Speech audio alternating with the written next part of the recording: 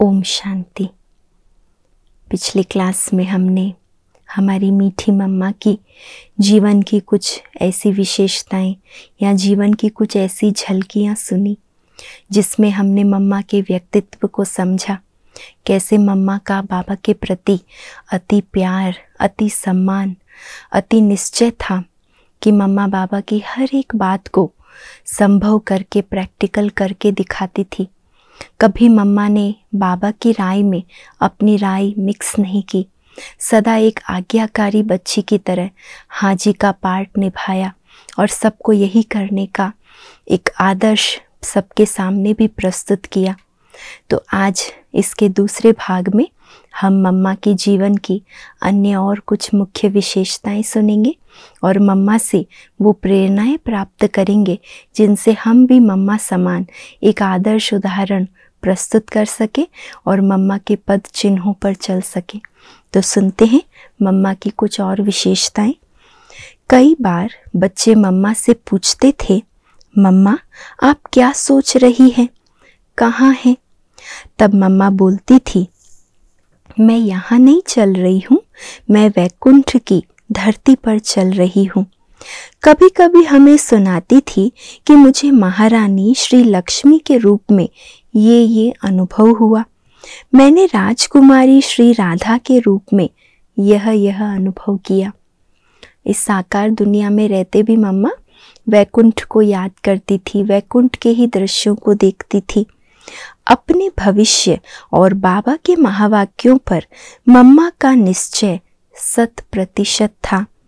बाबा ने कहा, उन्होंने माना और वैसे ही चलकर दिखाया। माना तो सही, लेकिन साथ साथ वैसा चलकर और बनकर भी दिखाया। मम्मा की हर बात शक्तिशाली होती थी, योग में, ज्ञान में, धारणा में और सेवा में, चारों ही सब्जेक्ट में। मम्मा में न किसी के प्रति आकर्षण हुआ और न किसी से नफरत हुई। मम्मा ने सबको अपना बनाया और वह सबकी बनकर रही। ये निशानी है समानता की। न कोई विशेष प्यारा है और न किसी से हमारा कोई वैर विरोध। हम भी सबके प्यारे और सब हमारे प्यारे। ये मम्मा की विशेषता रही। मम्मा ने सबको अपना बनाया और वह भी सबकी बनकर रही। मम्मा की विशेष धारणा थी अंतर्मुखता। मम्मा सबके साथ होते हुए भी अपने आप में अकेली रहती थी। ऑलमाइटी बाप के साथ वार्तालाप करती थी। मम्मा अमृत वेले 2 बजे उठकर अपने कमरे में कुर्सी पर बैठ एकांत में बाबा को याद करती थी। कितनी बजे? 2 बजे सुबह सुबह। दिन में कर्म करते समय भी ज्ञान के मनन चिंतन में मगन रहती थी। मम्मा ने कभी हंसी मजाक करके अथवा व्यर्थ बातें करके अपना समय व्यर्थ नहीं गंवाया। न व्यर्थ का हंसी मजाक, न व्यर्थ की बातें, कभी व्यर्थ समय नहीं गंवाया। मम्मा किसी का ध्यान अपनी तरफ आकर्षित होने नहीं देती थी।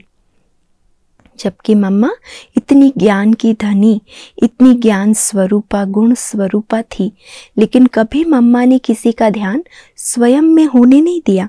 सदा उस माँ बाप की ओर ही इशारा करती थी। मम्मा में बहुत मधुरता थी तो निर्भयता भी उतनी ही थी। मम्मा कहा करती थी कि जीवन में जिस भगवान से डरना चाहिए वही हमारा बन गया है, फिर अन्य किसी से क्या डरना। डरता वह है, कौन डरता है? जो पाप कर्म करता है। हम तो श्रेष्ठ कर्म, सत्कर्म करने वाले हैं, ईश्वर की मत पर चलने वाले हैं, तो हम डरे क्यों? सत्कर्म करने वालों को डर कैसा? जो विकर्म व पाप कर्म करते हैं उनको डर रहता है। खाने पीने में भी मम्मा की कोई आसक्ति नहीं थी। उन्होंने कभी यज्ञ प्रसाद की ग्लानि अथवा टीका टिप्पणी नहीं की। पहले भी हमने सुना ना, पहले पार्ट में मम्मा कभी खाने में कोई नुस्ख नहीं निकालती थी। नमक कम है, ज़्यादा है, फीका है, तीखा है, कभी नहीं। चुपचाप आती थी, खाकर चली जाती थी। तो कभी यज्ञ प्रसाद की ग्लानि व टीका टिप्पणी नहीं की। जो मिले, जैसा मिले और जितना भी मिले उसको आदर से और अनासक्त भाव से स्वीकार किया। दोनों गुण चाहिए, यज्ञ प्रसाद के प्रति आदर भाव भी हो और साथ साथ अनासक्त भाव भी हो। आसक्ति से नहीं खाना है, अनासक्त भाव। ज्ञान की देवी, विद्या की देवी होते हुए भी मम्मा का पढ़ाई से इतना प्यार था कि वो दिन में 3-3 बार मुरली पढ़ा करती थी। मम्मा कहती थी, देखो मुरली को जितनी बार पढ़ेंगे उतनी बार हमें ज्ञान का नया नया खजाना मिलेगा, है ना। तो ज्ञान मुरली जो हम आत्माओं का भोजन है, जैसे भोजन अच्छी तरह खाएंगे तो अंदर खुराक अच्छी होगी तो क्या होगा, हेल्दी होंगे। ऐसे आत्मा भी शक्तिशाली तब होगी जितना ज़्यादा ये ज्ञान अंदर हमारे जाएगा, मनन चिंतन में रहेगा। तो मम्मा वैसे तो कितना व्यस्त रहती थी और वैसे वो ज्ञान की धनी, ज्ञान की देवी, विद्या की देवी थी, लेकिन फिर भी वो सदा अपने आप को एक विद्यार्थी, एक स्टूडेंट समझकर ऐसे ही पढ़ाई करती थी। मम्मा अर्जुन की तरह एकाग्र थी, नंबर 1 में जाने का लक्ष्य रखा। मम्मा हम बच्चों को सदा कहा करती थी कि सदा विचार ऊंचे रखो तो बाप समान बन जाएंगे। सदा बाप को देखो, आप स्वयं को देखो, किसी अन्य को नहीं देखो। किसको देखो? या तो बाबा को देखो या स्वयं को देखो। बाबा व ड्रामा पर निश्चय रखो तो कर्मातीत बन जाएंगे। मम्मा की दृष्टि शक्तिशाली होती थी। एक दिन मम्मा चांदनी रात में बैठकर योग कर रही थी तो बहनें जाकर उनके सामने बैठी। मम्मा ने उन्हें दृष्टि दी और वे ध्यान में चली गई। ध्यान में देखा कि चारों तरफ प्रकाश ही प्रकाश है और उसके बीच में ऑलमाइटी बाबा दिखाई दे रहे हैं। इतना मम्मा के नैनों में ताकत और रूहानियत थी। योग कैसे करना है यह भी मम्मा ने सिखाया। वह अपने साथ संदली पर बिठाकर हमें योग कराती थी, हमारी अवस्था को चेक करती थी। कर्मणा सेवा करते समय भी मम्मा अपनी ही स्थिति में रहती थी। मैंने एक बार मम्मा से पूछा, दादी अनुभव सुना रही है, एक बार मम्मा से पूछा गया, मम्मा आप अभी गेहूं साफ कर रही है तो आपका क्या संकल्प चल रहा है?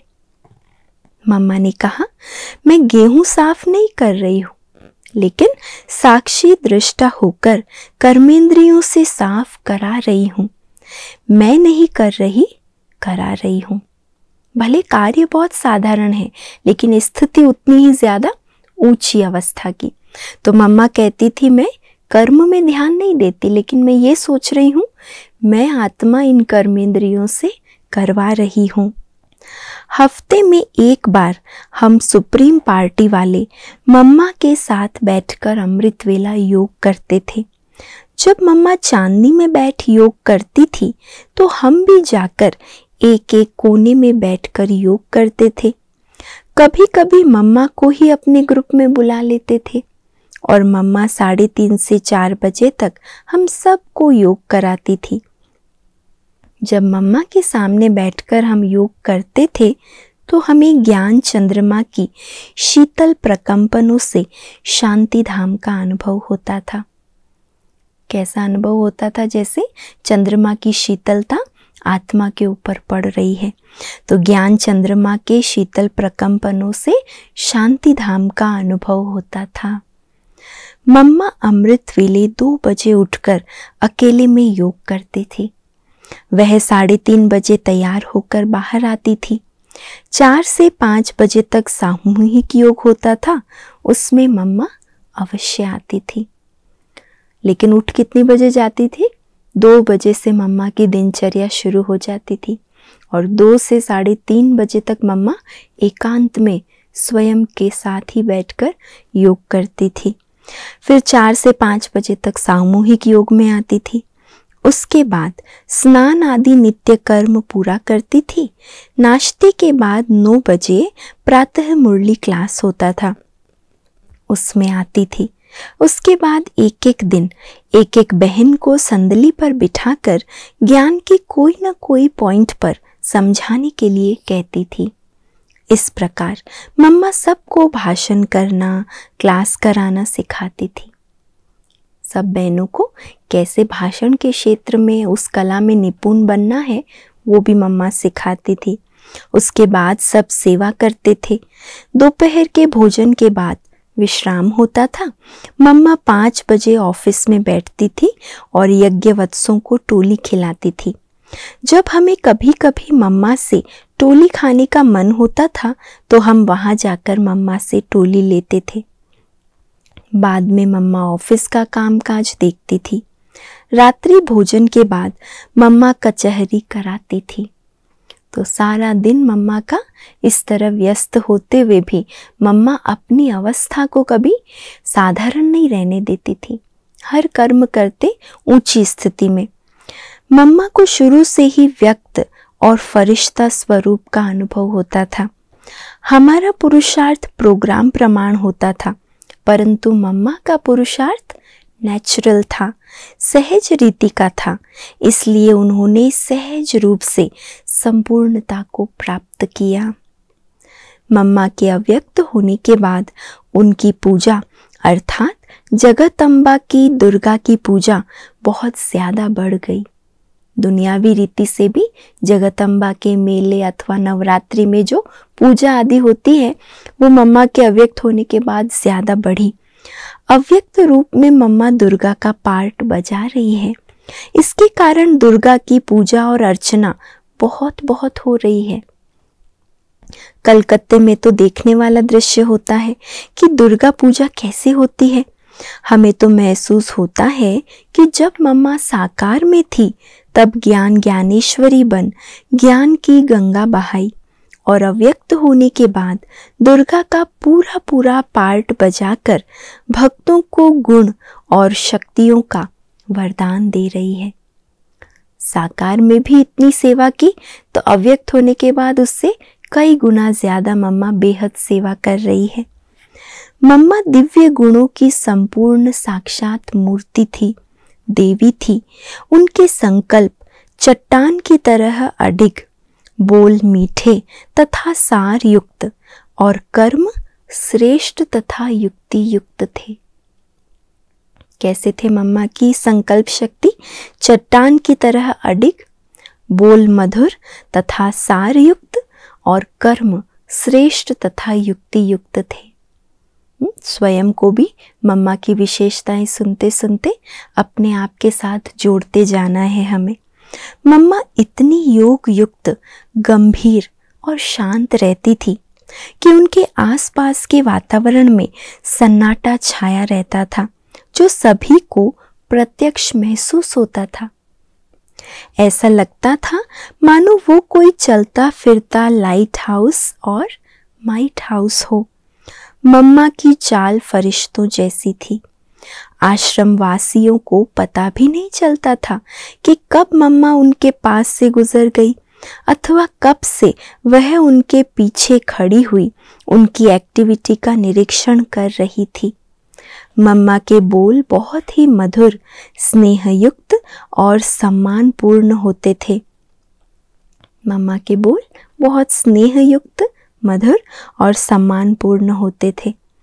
मम्मा ने शुरू से अंत तक अपनी साधना में किसी भी प्रकार की ढील नहीं होने दी। रोज 2-2:30 बजे उठकर विशेष शांति में रहने का, बाबा को शक्तिशाली रूप में याद करने का अभ्यास करती थी। उनकी डायरी में ज्ञान के एक एक विषय पर बहुत गहराई की बात लिखी हुई थी। उनकी डायरी पढ़ने का सुअवसर मुझे जयपुर में मिला। एक बहन जो 1 साल मम्मा के साथ थी, उसने मम्मा की डायरी से उन ज्ञान बिंदुओं को अपनी डायरी में लिखा था। वह डायरी हमें पढ़ने के लिए मिली थी। उन ज्ञान बिंदुओं को पढ़कर ऐसा लगा कि मम्मा ने ज्ञान का कितना विचार सागर मंथन किया होगा, कितना ज्ञान की गहराई में गई होगी और कितना उनको धारणा करने का अभ्यास किया होगा। जबकि मम्मा को मालूम था मैं ही भविष्य में श्री लक्ष्मी बनने वाली हूँ। फिर भी मम्मा ने वो सारा पुरुषार्थ इतनी गहराई से जीवन में एक एक पॉइंट ज्ञान की उतारी और उसको साक्षात कर्म में करके दिखाया। जैसे कोई चिड़िया घास अथवा अनाज के दाने को पहले टुकड़ा टुकड़ा करती है और बाद में अपने बच्चों के मुंह में डालती है, वैसे मम्मा भी बाबा के गुह्य ज्ञान को पहले अपने में धारण कर, अनुभव कर, उसको सहज बनाकर हम बच्चों को सुनाती थी। मम्मा ज्ञान को इतना सरल बनाकर सुनाती थी कि ईश्वरीय ज्ञान से अनजान व्यक्ति को भी ज्ञान सहज समझ में आता था, उसकी बुद्धि में बैठ जाता था और वो खुश हो जाता था। मम्मा को योग लगाना नहीं पड़ता था, किंतु वह निरंतर सहज व स्वतः योगिन थी। मन मना भव मध्या जीवव के महामंत्र को वह स्वाभाविक रूप में धारण किए हुए थी, अतः इस धरा पर चलते फिरते भी इससे न्यारी भासती थी। ऐसा लगता था जैसे कि उनकी बुद्धि सदा परम धाम में लटकी हुई हो तथा अतीन्द्रिय सुख का अनुभव कर रही हो। वह जब योग निष्ठ होती थी तो वातावरण में सन्नाटा छा जाता था। अन्य व्यक्तियों को शांति और शक्ति के शक्तिशाली प्रकंपन अनुभव होते थे। उनमें योगियों के समस्त लक्षण विद्यमान थे, जिस कारण उनका व्यक्तित्व बहुत प्रभावशाली था। इसीलिए पहले सुना ना, मम्मा जहाँ भी जाती थी आसपास जैसे सन्नाटा छा जाता था। इतनी मम्मा के अंदर शांति और गंभीरता और अंतर्मुखता थी। मातेश्वरी जी का ध्यान निजी पुरुषार्थ पर बहुत रहता था। सदा उनके मुख से यही शब्द निकलते थे कि जैसा कर्म हम करेंगे हमें देख दूसरे भी करेंगे। ऊंचे स्वर से बोलते हुए उनको मैंने कभी नहीं देखा। आवाज से हंसना तो बहुत दूर की बात थी। मम्मा के बोल में कभी स्वर में ऊंचा आवाज नहीं होता था। हंसना तो बहुत दूर की बात, मम्मा बोल पर भी इतना ध्यान देती थी। जब मम्मा योग में बैठती थी अथवा दूसरों को दृष्टि देती थी, उस समय हर एक को विचित्र अनुभव होते थे। मम्मा के स्थूल स्वरूप के बजाय लाइट का स्वरूप ही नजर आता था। जब मम्मा सामने बैठती थी तो जैसे हम कहते हैं कि अव्यक्त वातावरण बनाओ, विदेही अवस्था में रहो, डेड साइलेंस में रहो, वो सब सहज ही हो जाता था। भले ही सब ब्रह्मावत्स जानते थे कि मम्मा कुमारी है, लेकिन उनको जो भी देखता था माँ का, देवी का, फरिश्ते का दर्शन होता था। देह भान होता ही नहीं था। जैसे छोटा बच्चा अपनी माँ की गोद में सहज रूप से चला जाता है, वैसे हर ब्रह्मावत्स मातेश्वरी जी की गोद में चला जाता था। जबकि मम्मा कुमारी थी, लेकिन मम्मा ने अपना स्वरूप ऐसा पालना का बनाया था। मम्मा का स्व पुरुषार्थ बहुत था। मैंने मम्मा में हमेशा ये देखा कि वे ज्यादा लौकिकता अर्थात बाह्य मुक्ता में नहीं गई। इधर उधर की बातें अर्थात ज्ञान, योग, धारणा, पुरुषार्थ के अलावा और कोई बात हमने कभी मम्मा के मुख से सुनी ही नहीं। पहले यह सिस्टम अर्थात पद्धति थी कि जो भी बात करेगा वो उस दिन की मुरली की पॉइंट से शुरू करेगा और अंत भी मुरली की पॉइंट से ही करेगा। जैसे मान लो किसी को कोई बात कहनी है तो पहले मुरली की कोई पॉइंट सुनाएगा, फिर अपनी बात कहेगा, फिर लास्ट में भी एक मुरली की पॉइंट सुनाएगा। तो कितनी सुंदर ये पद्धति थी ज्ञान चिंतन और मनन करने की। बाबा या मम्मा किसी को भी पत्र लिखते थे तो भी उस पत्र के आरंभ और अंत में उस दिन की ज्ञान मुरली की पॉइंट अथवा धारणा की पॉइंट व योग की पॉइंट्स लिखते थे। सबसे पहला ज्ञान का भोजन, उसके बाद बाकी सारी बातें। तो कितना बाबा ने ये सिस्टम बनाया कि बच्चों की दिनचर्या में ज्ञान योग कभी भी किसी प्रकार से छूटे नहीं, उनका संबंध ज्ञान योग से सदा जुड़ा रहे। मम्मा में एक ये भी विशेषता थी कि वे कभी किसी को समय देकर नहीं मिलती थी। जो बच्चे जब भी चाहे, किसी भी हालत में चाहे, उनसे मिल सकते थे। मम्मा का वो व्यवहार अथवा पार्ट कहें असाधारण था। हमने देखा कि अन्य सब बहुत हंसते थे, बहलते थे, रमणीकता में आते थे, लेकिन मम्मा कभी नहीं। बच्चे बाबा के साथ, मम्मा के साथ हंसते, बहलते, मजाक करते थे, बातों में आते थे, लेकिन मम्मा कभी नहीं आती थी। मम्मा भी हंसती थी, परंतु किसी को पता ही नहीं पड़ता था। शब्द रहित हंसी होती थी, जोर जोर से, खिलखिलाकर, आवाज से नहीं, शब्दों से परे, शब्द रहित हंसी।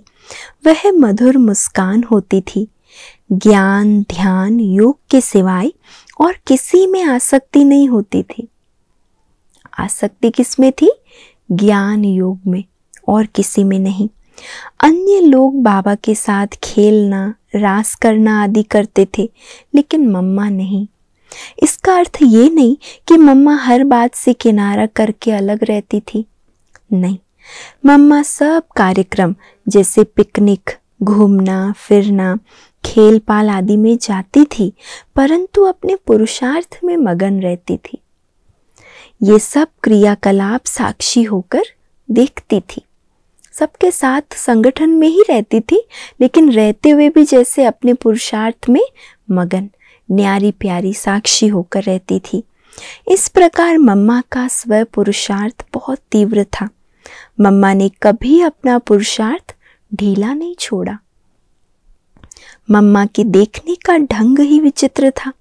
जैसे बाबा हमें देखते हैं और उनको देखते ही हम सब कुछ भूलकर एक अति इंद्रिय अनुभव में चले जाते हैं, उसी प्रकार मम्मा की दृष्टि, मम्मा का चेहरा इतना रूहानी होता था कि सामने वाला अपने को इस दुनिया से निराला अनुभव करता था।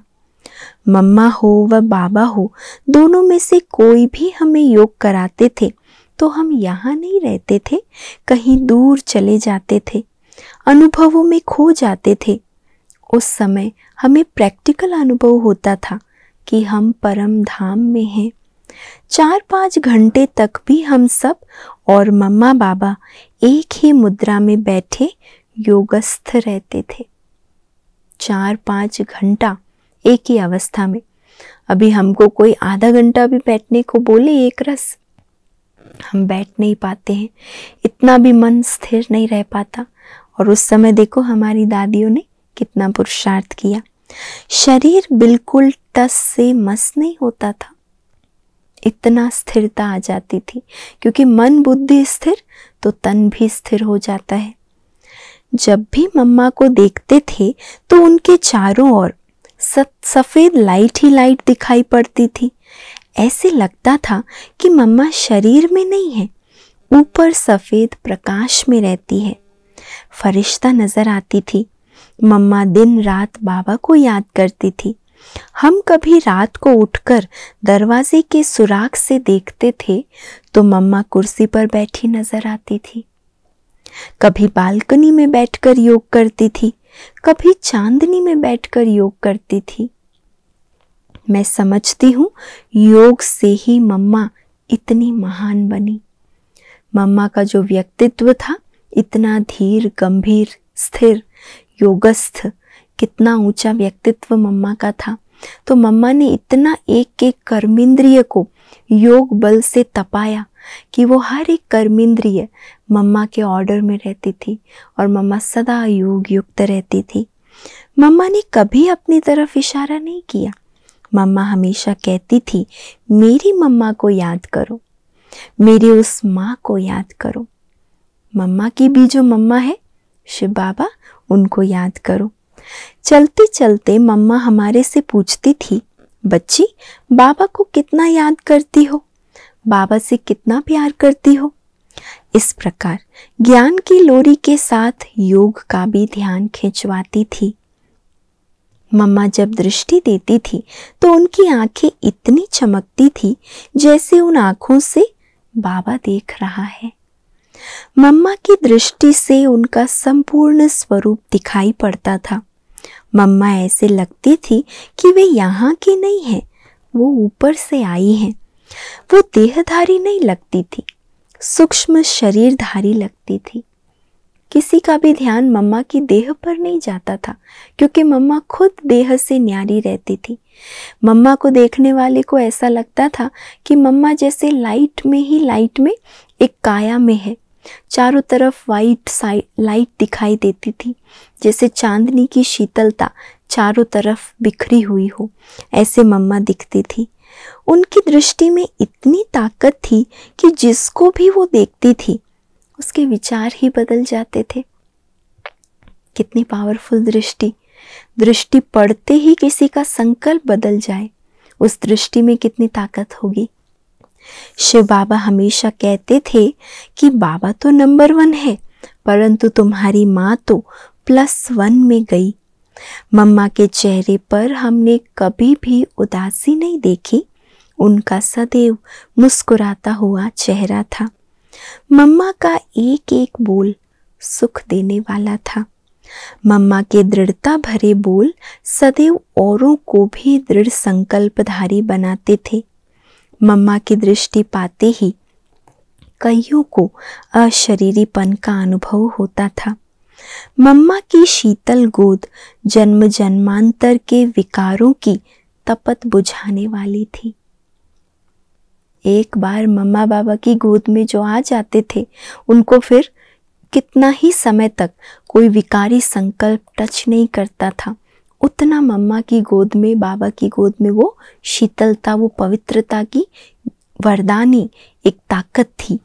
तो मम्मा की शीतल गोद जन्म जन्मांतर के विकारों की तपत बुझाने वाली थी। अनोखा अनुभव होता था। मम्मा बाबा को फॉलो करने में नंबर 1 थी। जैसे ब्रह्मा बाबा नंबर 1 गया, ऐसे मम्मा बाबा को फॉलो करने में नंबर 1 बनी। इसलिए बाबा की सारी दिनचर्या सवेरे से लेकर रात तक कैसे चलती है, उसको सुनकर मम्मा फॉलो करती थी। जो बाबा के साथ बहने रहते थे, तो मम्मा उनसे पूछा करती थी रात को कि बाबा सारा दिन क्या क्या करते हैं, और फिर उसी अनुसार मम्मा खुद भी उस दिनचर्या का अनुसरण करती थी। मातेश्वरी जी का यज्ञ से बहुत स्नेह था। वे कहा करती थी, यज्ञ की कोई भी चीज बेकार नहीं जानी चाहिए। एक बार की बात है, यज्ञवत्स गेहूं साफ करके बोरी में भर चुके थे। कुछ गेहूं इधर उधर बिखरे हुए थे। मातेश्वरी जी ने ध्यान दिलाते हुए बड़े ही स्नेह से कहा कि एक एक गेहूं का दाना एक एक मोहर के बराबर है, क्योंकि वो एक एक दाना गरीब बच्चों के पाई पाई से लाया गया है, और उन गरीब बच्चों ने कितनी मेहनत से पैसा कमाकर, कितने दिल से और प्यार से बाबा के यज्ञ में भेजा होगा।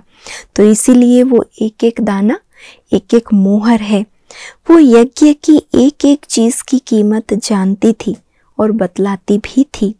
वे कुशल प्रबंधक थी।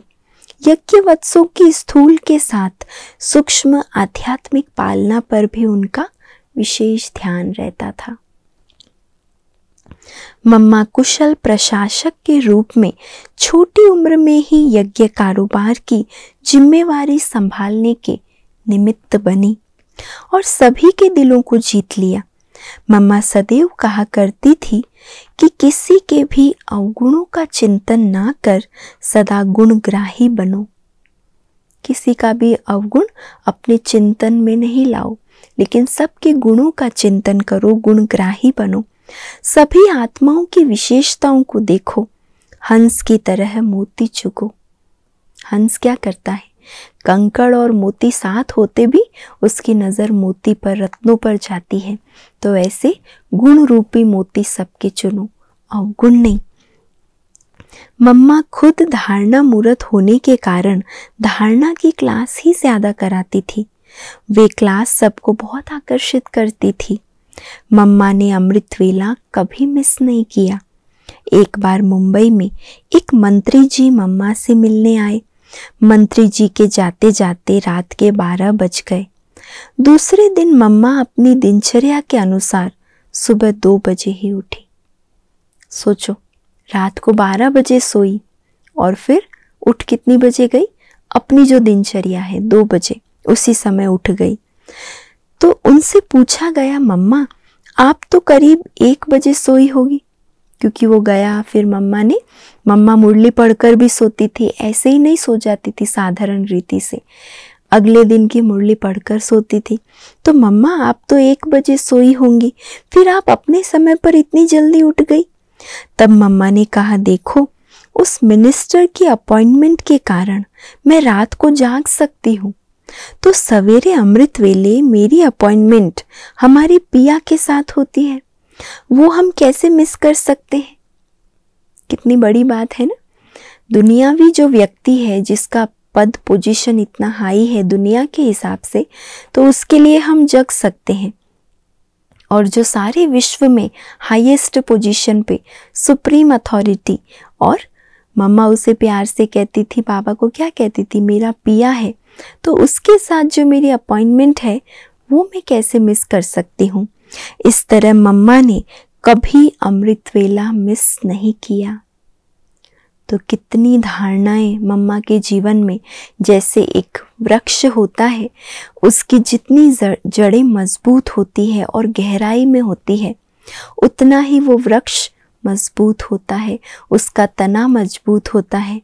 ऐसे मम्मा ने एक एक धारणा को, जो एक जड़ के समान है, उसे इतना गहराई से अपने अंदर धारण किया कि मम्मा का जीवन एक मजबूत वृक्ष की तरह अनेकों को पालना देने के निमित्त बना। तो ऐसी मीठी माँ के ऐसे कदम पर कदम रखते हुए, उनके पद चिन्हों पर चलकर हम भी मम्मा के समान तीव्र पुरुषार्थी बने। अच्छा, ओम शांति।